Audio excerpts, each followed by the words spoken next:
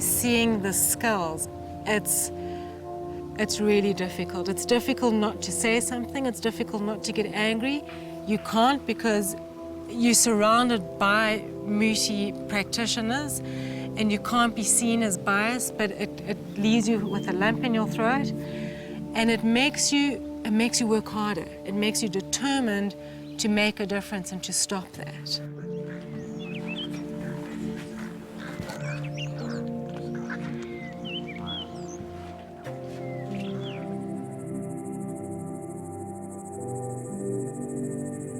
Living on a farm as a non-married girl is completely against the norms. My parents think I'm insane.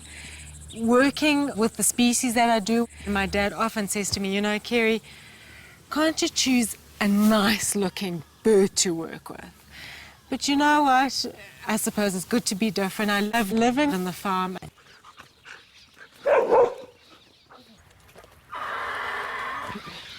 I love vultures with the most incredible passion because they're so different.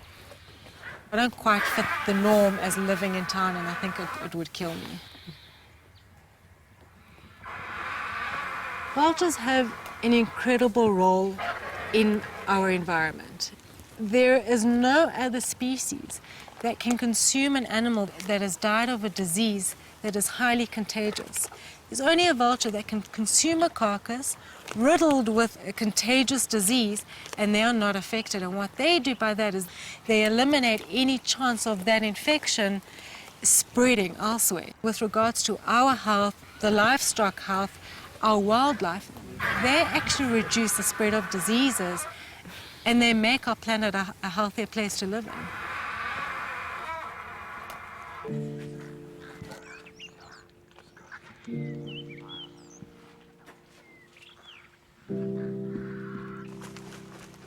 What's happening is they're seeing the movement, and although we kind of perceive them as being these aggressive birds, they're very skittish. They'll only land at a site if they feel safe, and the fact that they're seeing movement here makes them a little bit wary, so they'll rather come back when they don't see any movement. Basically, the problem with restaurants is if they're not managed correctly, potentially we're killing the birds. If a carcass is placed there and has been treated by a vet, for example, and it's been treated with a non-steroidal anti-inflammatory drug, sometimes those drugs are highly toxic to the birds. It hasn't happened yet here, but the thing is the number of birds keep declining. So it could be happening every day and we're just not aware of it.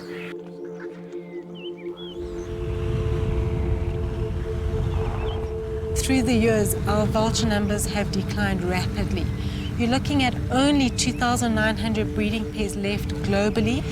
They're extinct already in Swaziland, they're extinct as a breeding species in Zimbabwe, and they're critically endangered in Namibia with only 12 wild Cape Vultures left. It's really a real threat. We could potentially lose our birds. Birds were worshipped. I mean, if you go back into the Egyptian days, the sun god Re, you know, those were the symbols. A vulture was the symbol. And our materialistic needs and drives have forgotten our early cultures.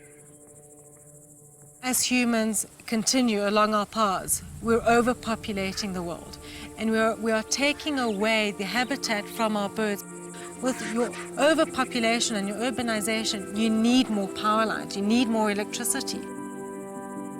The birds fly into it and collide in the overhead wires and unfortunately break their wings and meet their untimely death. So through our overpopulation, we're killing our species.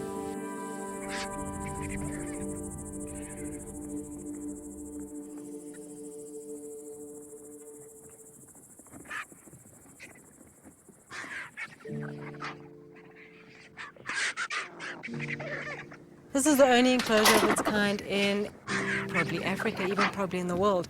You won't find anything else like this that has an enclosure full of vultures with a power line. One for you, one for you. If you see these spikes, is what we call them, instead of going and putting those into the field, we're testing them first, because you don't want the birds to sit there. And as you can see, the one bird is sitting next to it and not right on that exact spot. We are allowing the birds to teach us how to protect them instead of us trying to protect the birds without actually not knowing a hang of a lot about it.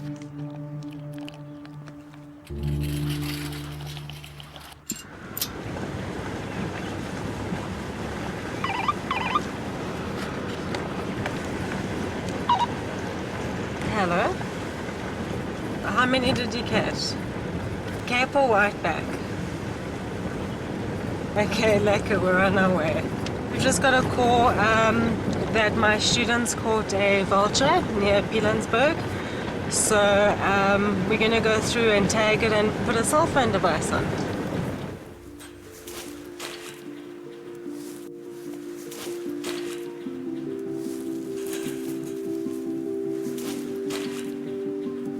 Until we started tracking the birds, we actually had very limited knowledge, although we appeared to know a lot about the birds, and we really didn't know about the foraging or distribution behavior. I think it's a female Cape Vulture. I think quite an old Cape Vulture looking at the condition. She seems to be dehydrated. It's not very hot today and she hasn't been inside the enclosure for long. I just suspect it's possibly her age. I think would be quite interesting is putting a device on her. She is weak, but the thing is she could probably tell us a little bit of why she's in this type of condition, which is what we really want to know and how we can protect these birds. Strong enough. We put wing tags on the birds, and that's for resighting purposes. You're not going to be able to see this number, but you'll be able to see the big yellow tags on the birds. And then some birds are fortunate enough getting a cell phone device, which is what we're putting on her as well.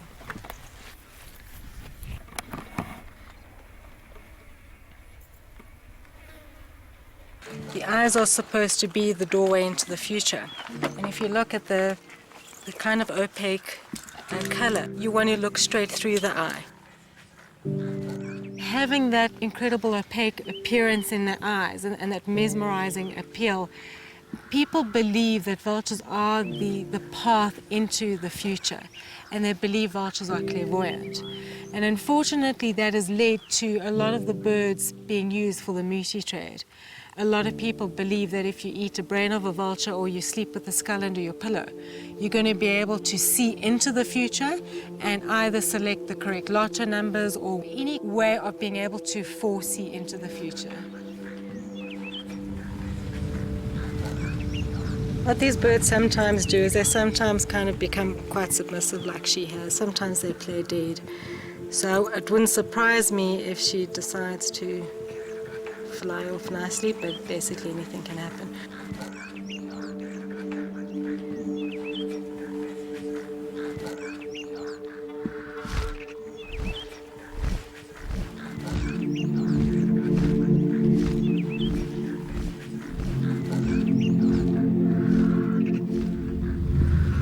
Watching these birds and being able to lie back and see them soaring, it would be nice for just once to actually have that experience and have that feeling of complete freedom.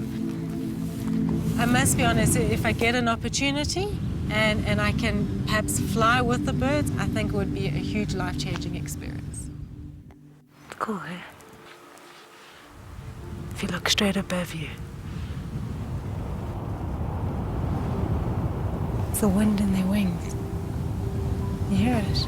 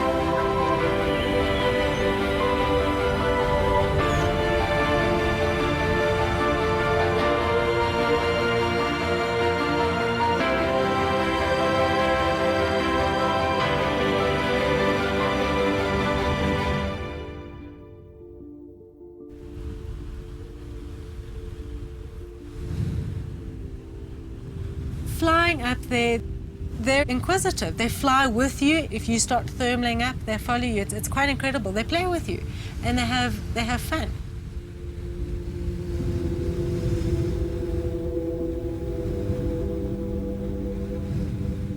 And it's almost as if they call everyone, because you might start with 1 or 2, and the next minute you know you've got 200 flying with you.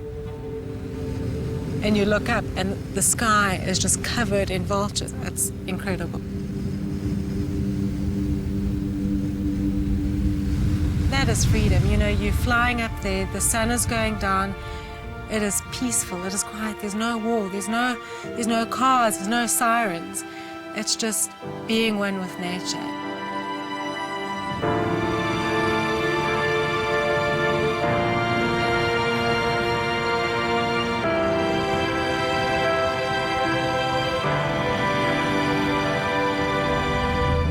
You see things from a different perspective there. You can hear the wind in their wings. They look down at you. They are free, and we want to be free, and that's what they are. So seeing them in enclosure, they're not free. You know, unfortunately, we have confined them. It's allowed us to learn about them and to protect them. But having and giving them that freedom, that's what life's about.